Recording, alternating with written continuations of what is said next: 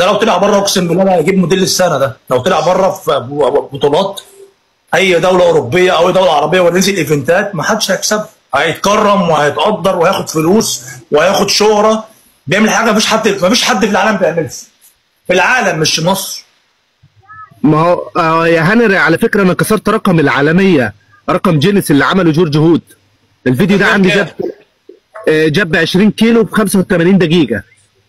انت جبت كام؟ انا 20 كيلو على ظهره، 18 كيلو على ظهره، قعد مده 85 دقيقه.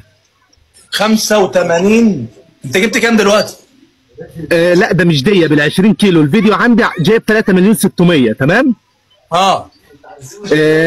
نفس ده بالظبط.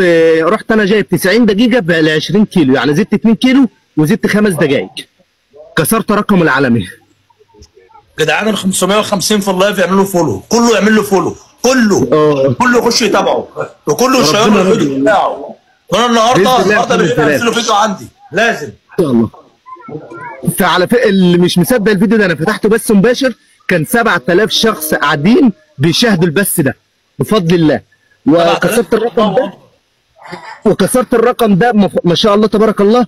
ضرب على الانستجرام، هتلاقي الحساب بتاعي موثق على الصفحه على الانستجرام، وهنا الحمد لله يعني. خش اعمل لك فولو اخش اعمل لك فولو ان شاء الله. واحد بيقول لي لسه جايب 51 دقيقه بالاوزان بال 29 كيلو. والله لسه جايبها دلوقتي. صادق